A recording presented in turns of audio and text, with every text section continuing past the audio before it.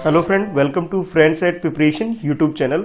इस चैनल पर मैं रोजाना लेके आता हूं आपके लिए करंट अफेयर जनरल स्टडी की वीडियो, जो कि आपके लिए यूजफुल है अगर आप किसी भी कॉम्पिटिटिव एग्जाम की प्रिपरेशन कर रहे हैं।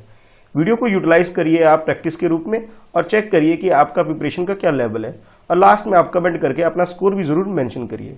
इस वीडियो के डिस्क्रिप्शन में आपको मेरी टेलीग्राम ग्रुप का आपको लिंक मिल जाएगा, आप उसे भी ज्वाइन कर लीजिए। वहां भी मैं डेली आपके लिए लिंक और नोट्स वगैरह पोस्ट करता हूं, तो उससे भी आप अपडेट रह सकते हैं। इसके अलावा आप चाहे तो मुझे सोशल मीडिया पे भी फॉलो कर सकते हैं, सबका लिंक डिस्क्रिप्शन में है।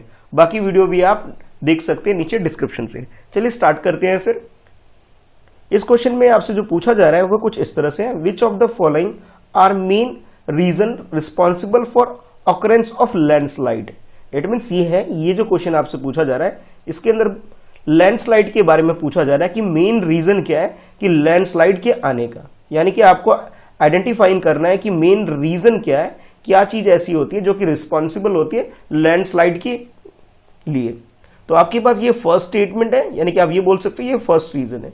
उसके बाद ये सेकंड स्टेटमेंट है आपके पास, और ये थर्ड स्टेटमेंट है। यानी कि ये तीन रीजन है, और आपको ये आइडेंटिफाई करना है कि भी करेक्ट रीजन कौन सा है। यानी कि आप ये बोल सकते हो करेक्ट आंसर आपको चूज करना है जो ये कोड गिवन है आपके पास ऑप्शन ए के अकॉर्डिंग आपसे। चलिए पहले एक बार स्टेटमेंट देख लेते हैं, फिर ऑप्शन की बात करते हैं। तो स्टेटमेंट फर्स्ट में आपसे बोला जा रहा है construction and development activity in the region. यानी कि किसी भी रीजन में अगर बहुत ज्यादा कंस्ट्रक्शन वर्क होगा तो कंस्ट्रक्शन वर्क के ज्यादा होने की वजह से तो ये जो लैंडस्लाइड की प्रॉब्लम हो सकती है। सेकेंड स्टेटमेंट में आपसे बोला जा रहा है शिफ्टिंग कल्टीवेशन, यानी कि कल्टीवेशन जो है यानी फसलों को अगर जो खेती वगैरह होती है अगर उसे शिफ्ट कर करके किया जाता है तो इसकी वजह भी एक हो सकती है। थर्ड आपसे बोला जा रहा है कैरेक्टरिस्टिक्स ऑफ द मटेरियल, यानी कि जो मटेरियल है लैंड का, यानी कि जो लैंड है या मिट्टी है वहां की, यानी जमीन है वहां की, वहां के गुण कैसे हैं, उसके कैरेक्टरिस्टिक्स कैसे हैं, वो डिसाइड करता है कि लैंडस्लाइड होने की वजह है। ठीक है, तो ये तीन रीजन है आपके पास। अब आपको चूज करना है करेक्ट रीजन क्या है जो कि रिस्पॉन्सिबल है लैंडस्लाइड की वजह से। लैंडस्लाइड जिसे आप हिंदी में समझ सकते हैं भूस्खलन। ठीक है, चलिए ऑप्शन ए के according first and second statement correct है, ऑप्शन बी के according first and third statement correct है, और ऑप्शन सी के according second and third statement correct है, और ऑप्शन डी के according first second and third, ये तीनों ही स्टेटमेंट करेक्ट है। तो करेक्ट स्टेटमेंट आपके अकॉर्डिंग क्या है, चलिए क्वेश्चन को अटेम्प्ट करिए। तो इस क्वेश्चन का जो करेक्ट आंसर है वो है आपके लिए डी। डी का मतलब ये है कि ये तीनों ही स्टेटमेंट बिल्कुल करेक्ट है, यानी कि आप ये बोल सकते हो लैंडस्लाइड के लिए ये तीनों ही रिस्पॉन्सिबल है। पहले एक बार समझ लेते हैं ये लैंडस्लाइड होता कैसे क्या है। तो जैसे आप ये पिक्चर देख रहे हैं, आप कहीं अगर किसी माउंटेन एरिया से अगर आप बिलोंग करते हैं तो इस कॉन्सेप्ट को आप बहुत अच्छे से समझ सकते हैं कि जैसे पहाड़ वगैरह के पास अगर कोई रास्ता है, ऊपर से इस तरह से लैंडस्लाइडिंग होती है तो रास्ता वगैरह बंद हो जाता है। अगर आप नॉर्थ ईस्ट या फिर आप ये कहें कि लद्दाख के आसपास का जो एरिया यानी कि पहाड़ी एरिया जहां पे, वहां इस तरह की प्रॉब्लम बहुत ज्यादा होती है। ठीक है, अब ये समझते हैं लैंडस्लाइड होता क्या है। तो आप ये बोल सकते हो landslide is defined as movement of mass of rock debris and और अर्थ डाउन ऑफ स्लोप। यानी कि आप ये कह सकते हो कि भी किसी एक एरिया में, एक रीजन में, पर्टिकुलर एक रीजन में जब मिट्टी या फिर रॉक वगैरह उसकी जो मूवमेंट होती है, ठीक है, उसकी जो मास मूवमेंट होती है, बहुत ज्यादा जब मूवमेंट होती है उसको आप लैंडस्लाइड के रूप में डिफाइन कर सकते हो। जैसे कि आप यहां पे भी देख रहे हैं कि भी ये जो रॉक वगैरह, ये जो माउंटेन के आसपास का एरिया है और वहां ये बहुत ज्यादा जब मूवमेंट हो रही है, इसे आप लैंडस्लाइड बोल सकते हो। और इसके पीछे जो मेन रीजन होता है जिसकी वजह से ये चीजें होती है, उसके तीन रीजन होते हैं। फर्स्ट है आपके पास जियोलॉजी, सेकंड है आपके पास मॉर्फोलॉजी, और थर्ड है ह्यूमन एक्टिविटी। ये तीन मेजर फैक्टर है जिसकी वजह से लैंडस्लाइड होती है। जियोलॉजी का मतलब ये है कि जो भी मटेरियल है यहाँ पे, ठीक है, जिस एरिया में लैंडस्लाइड यानी जिस रीजन में लैंडस्लाइड हो रहा है उसका रीजन में मटीरियल कैसा है, यानी कि रेत वगैरह है, मिट्टी है, पत्थर है, कैसा फॉर्मेशन है उस लैंड का, उसकी वजह से ये एक लैंडस्लाइड होने की वजह हो सकती है। सेकंड आपसे बोला जा रहा है कि मॉर्फोलॉजी का मतलब ये है कि स्ट्रक्चर ऑफ लैंड, कि लैंड की बनावट कैसी है, बिल्कुल सपाट है या फिर उबड़ खाबड़ है, या किस तरह का स्ट्रक्चर है उसका, तो स्ट्रक्चर डिसाइड करता है लैंडस्लाइड कैसा है। और लास्ट में जो ह्यूमन फैक्टर है, यानी कि आप ये बोल सकते हो ह्यूमन एक्टिविटी। अगर हम लोग बहुत ज्यादा कंस्ट्रक्शन वर्क करेंगे, बहुत ज्यादा पेड़ वगैरह काटेंगे, बहुत ज्यादा हम लोग मिट्टी वगैरह को खुदाई करेंगे, तो ये एक रीजन बन जाएगा लैंडस्लाइड होने की। ठीक है, तो ये तीनों ही रीजन जो है बिल्कुल करेक्ट है, इसलिए आपका करेक्ट आंसर डी हो गया। नेक्स्ट क्वेश्चन में आपसे पूछा जा रहा है with reference to Pulikali which of the following are correct. ये पुलिकल्ली टर्म क्या है इसके बारे में आपको बताना है और फिर ये चूज करना है कि करेक्ट स्टेटमेंट कौन सा है और उसके अकॉर्डिंग आपको आंसर बताना है। तो फर्स्ट स्टेटमेंट आपके पास ये है और सेकंड स्टेटमेंट ये है।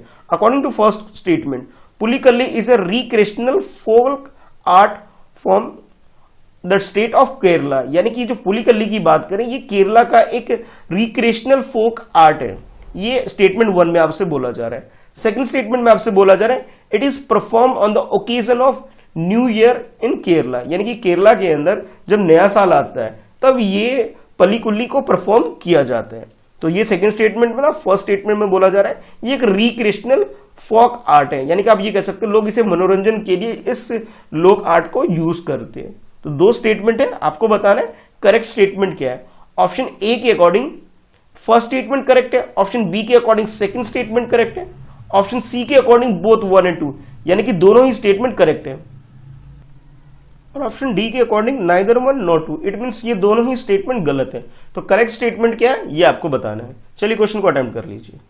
तो इस क्वेश्चन का जो करेक्ट आंसर है वो है आपका ऑप्शन ए।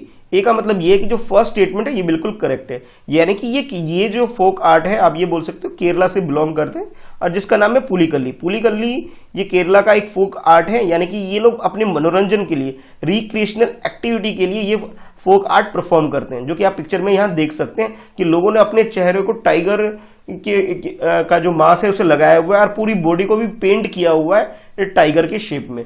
तो आप ये देख सकते हैं, और इसे जो सेलिब्रेट किया जाता है ये न्यू ईयर में सेलिब्रेट नहीं किया जाता है, इसलिए ये सेकंड स्टेटमेंट हमारा गलत है। तो सेलिब्रेट कब किया जाता है इसके बारे में जान लेते हैं। ये 4th day of Onam, Onam festival जो कि केरला में काफी फेमस है, उनका ये ट्रेडिशनल फेस्टिवल है।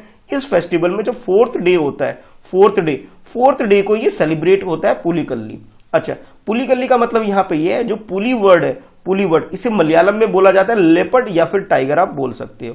अगर पली की बात करें, कली की बात करें, पुली कल्ली, तो कल्ली का मतलब यहाँ पे कली का मतलब होता है प्ले इन मलयालम, यानी कि आप ये बोल सकते हैं एक तरह से खेल है, ये टाइगर से रिलेटेड उनका एक खेल है जिसमें वो लोग अपने बॉडी को पेंट करते हैं, साथ के साथ मास्क वगैरह लगाते हैं और इंजॉय करते हैं। और ये जो प्ले है, यानी कि ये जो ड्रामा टाइप का कह सकते हो, प्ले कह सकते हो, मनोरंजन एक्टिविटी आप इसे बोल सकते हो, इसे एक तरह से रोल प्ले किया जाता है किस तरह से हंटर और टाइगर के बीच में एक्टिविटी होती है, और इसे सेलिब्रेट किया जाता है ओणम के 4th डे पर। तो करेक्ट आंसर आपका ऑप्शन ए हो गया, यानी कि फर्स्ट स्टेटमेंट करेक्ट है, सेकंड स्टेटमेंट गलत है। न्यू ईयर में सेलिब्रेट ना होकर ये ओणम के 4th डे में सेलिब्रेट होता है। चलिए देखते हैं नेक्स्ट क्वेश्चन। नेक्स्ट क्वेश्चन में आपसे पूछा जा रहा है विद रेफरेंस टू प्रधानमंत्री राष्ट्रीय बाल पुरस्कार which of the following are correct.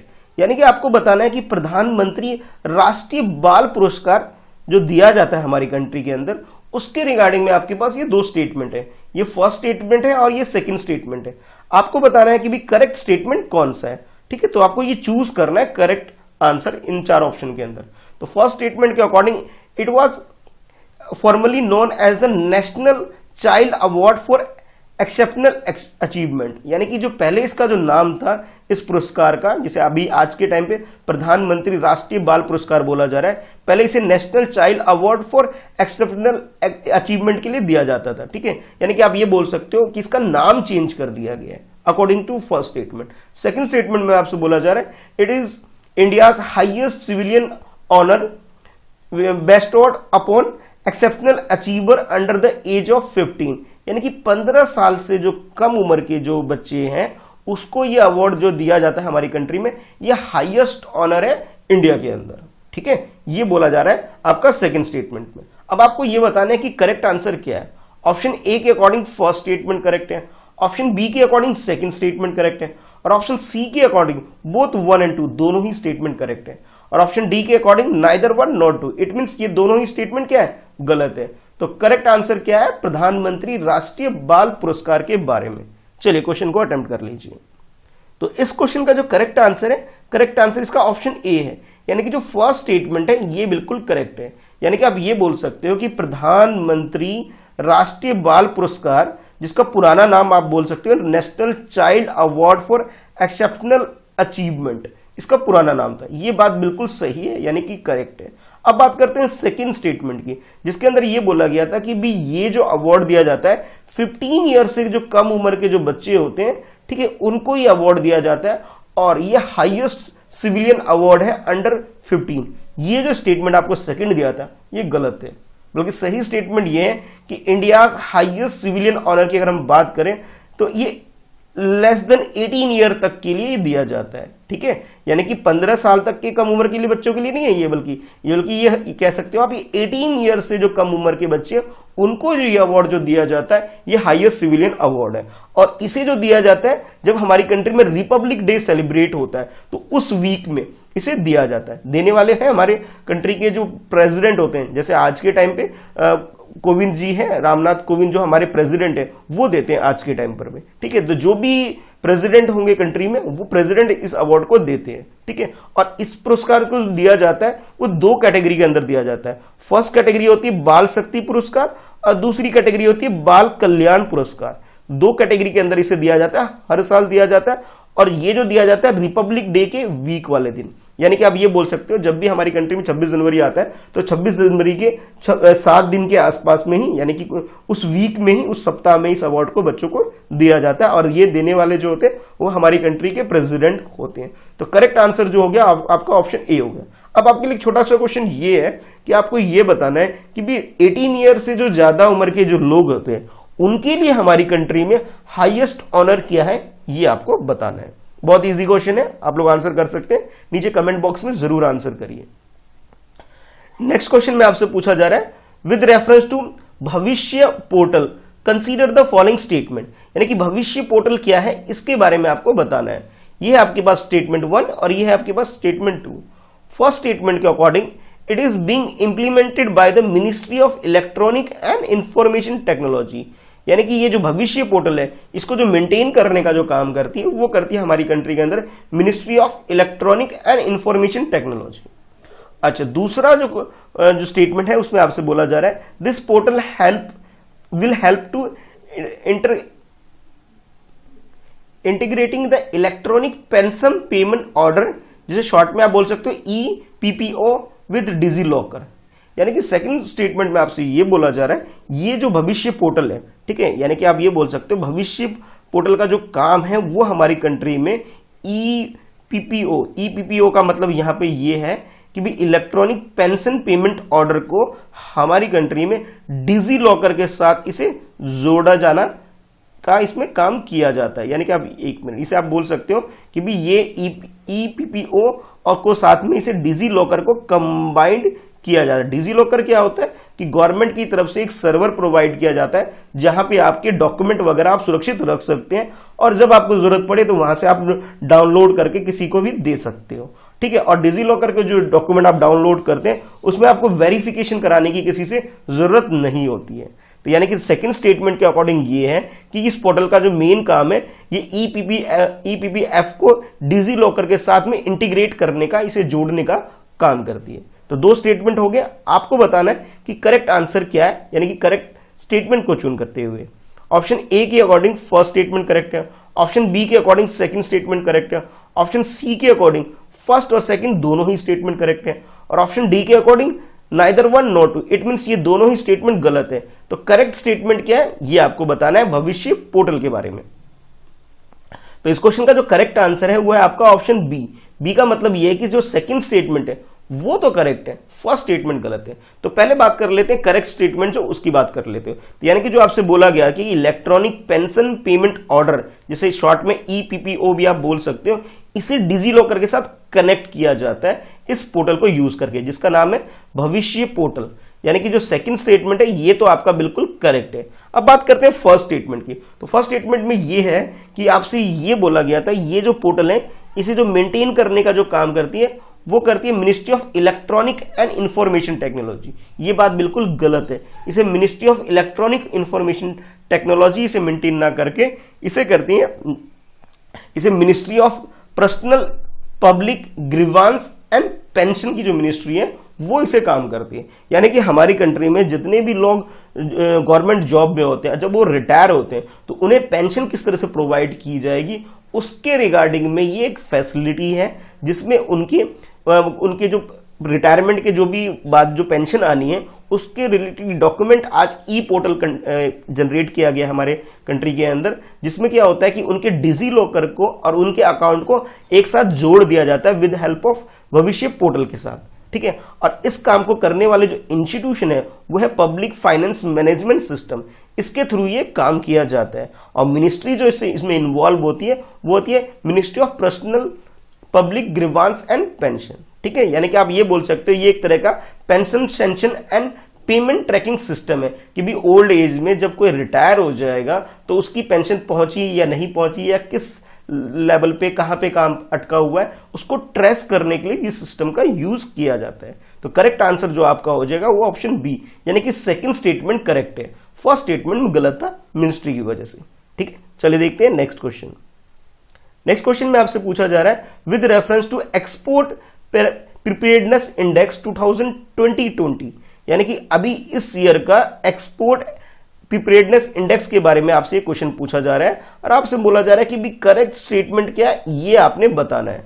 ये है आपके पास फर्स्ट स्टेटमेंट, ये है आपके पास सेकंड स्टेटमेंट।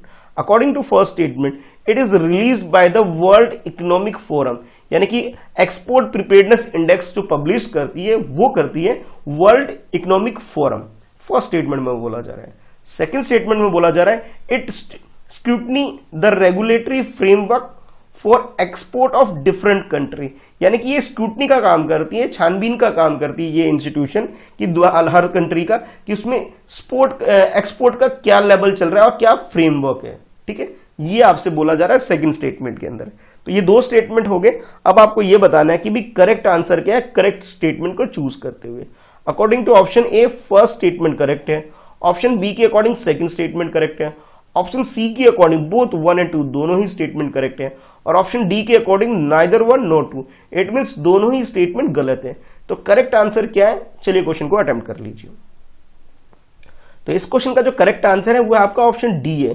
डी का मतलब ये हुआ कि फर्स्ट स्टेटमेंट भी गलत है और सेकंड स्टेटमेंट भी गलत है। अब गलत क्यों वो जान लेते हैं। तो इस इंडेक्स को यानी कि एक्सपोर्ट प्रिपेयर्डनेस इंडेक्स को जो पब्लिश करने वाली जो इंस्टीट्यूशन है वो है NITI Aayog, world economic forum नहीं है। ठीक है, कौन है, नीति आयोग है। ये आपको पहली बात तो ये पता होनी चाहिए। इस वजह से आपको फर्स्ट स्टेटमेंट गलत दे रखा है इसके अंदर। अगर हम बात करें सेकंड स्टेटमेंट की तो ये स्क्रूटनी का कोई काम नहीं करती, बल्कि इसका जो मेन एम होता है वो आइडेंटिफाई करती कि मेन चैलेंज क्या आ रहे हैं और क्या अपॉर्चुनिटी है अगर हम बात करें एक्सपोर्ट के फील्ड में।